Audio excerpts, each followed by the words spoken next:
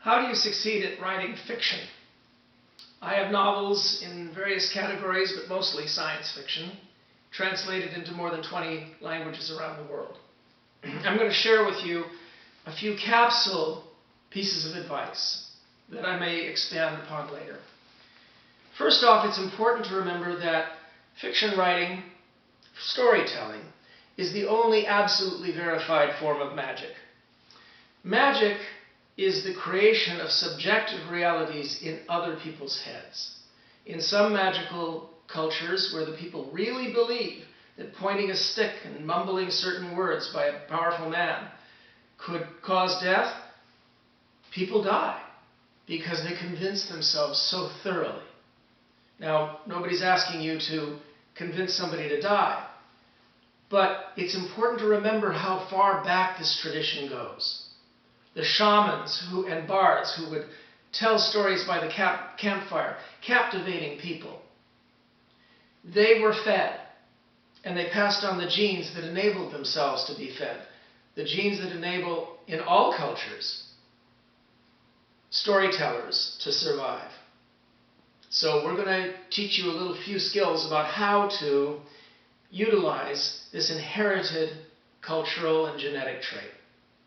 First off, you live a member of a civilization that has more than just liars and reality twisters and storytellers creating their incantations. It also has science and technology.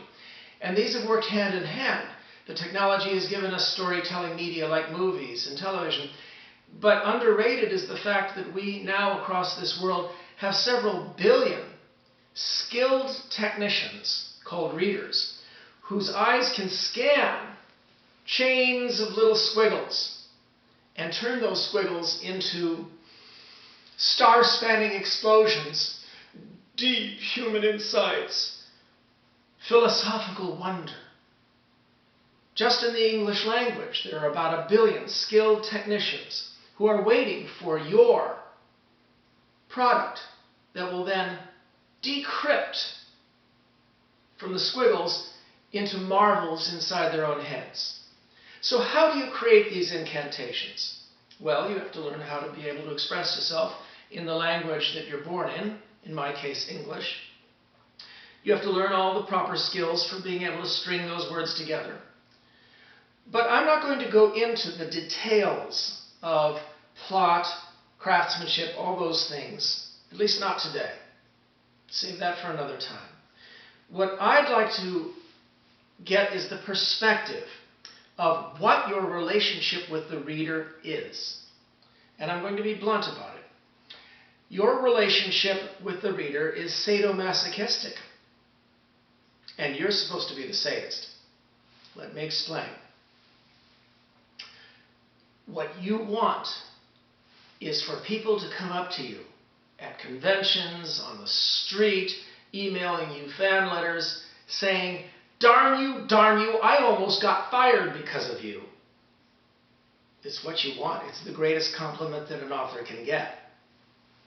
I almost got fired because of you.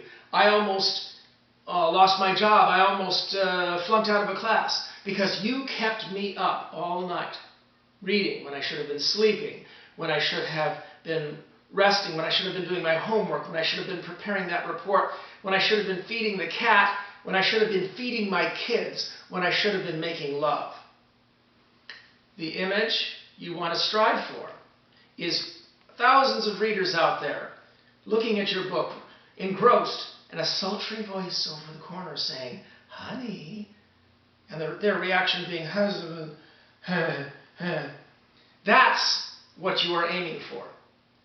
You want the reader to be so engrossed that when they find out who done it in your book, they'll scream in rage, tear the book in half, throw it out the window, and dive after it. So, how do you get to the point where you can get that kind of incantation so that your customers get that response, that masochistic self-loathing because they got engrossed, they got suckered in? Do you honestly believe that they won't buy your next book if you achieve that? Well, at the end of every one of my books, you'll find at least 50 names of people who I circulated the manuscript to. Now, I'm a professional now. I know a lot more about writing than I used to. Especially with my first novel, I circulated that one to 60 or 70 people to get the criticism I needed to get better. But 30, 40 critics nowadays, even though I'm a professional, why do I do that?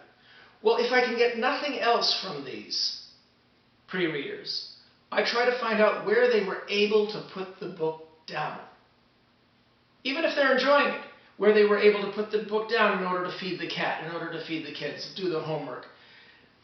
If more than 2 people put it down at the same place, I'll tighten that scene. And you get that sort of feedback by circulating it. You also find out what the problems are in people's understanding of the story. Because if you're an accomplished writer, if you're a professional, you're still pushing yourself. You're still pushing at your skills. Still trying more ambitious and challenging things. So circulating your manuscript and getting the criticism is not only good for a beginning author, but it's also great when you're more advanced. Now, you find out where people didn't understand what you were saying, where people were bored or where they thought it was repetitious. If more than one person notices a problem, then it is a problem, and it's your job to fix it. Often they will offer advice on how to fix it. Take that with a 3-foot pole. Sometimes the advice is good, but it's your job to come up with the solution in your unique artistic way. So, seek the criticism. Criticism is the only known antidote to error. And if you are too shy to get criticism, then this is a problem that you have to overcome. Because otherwise, the path forward will be 100 times as hard. Now, where can you get this criticism? Where can you find this coterie of readers who can help you move along? Well, I did a number of tricks. I joined local workshops. A local bookstore had a clipboard where they were taking names of people who were looking for workshops. When they got a dozen, they called them all up and said, why don't you use our bookstore to hold your workshop? Good for everybody. You might ask a local bookstore. Another technique I used was I took creative writing classes at community colleges. Now, very often, especially toward the end, I could have taught the class better than the teacher. Sometimes the teachers of these classes aren't very good. They don't know very much, and they'll even teach you wrong things. But if you are taking a creative writing class, you get a couple of very useful things. One is a weekly deadline. Next week, come in with 10 pages of a story or a chapter. You do that for 10 weeks, you've got 100 pages. Another thing you get out of it is you get into the rhythm of circulating manuscripts among your other classmates and reading them, offering critiques, getting critiques back. Now, very often your classmates in these creative writing courses won't know science fiction, they won't know the genre that you like. Sometimes they're, quite frankly, clueless. But you will learn to be able to tell when their confusion at a certain point in the story is useful feedback. When they are letting you know something's wrong here, even if they can't pin it down. The other thing you can get out of this kind of class, is 2 or 3 people who are the best in the class. Collect them, collect their names, start your own workshop. Then there are things online, the new era. You can join critters.org, which is a workshop co-op for people exchanging manuscripts and criticizing each other. You can publish your fan fiction on one of the fanfic sites. So there are lots of ways to get the criticism that you need. It's the food and drink that will get you going on your path. And next time I'll talk about some of the other tricks in this wonderful shamanistic, magical, incantatory profession.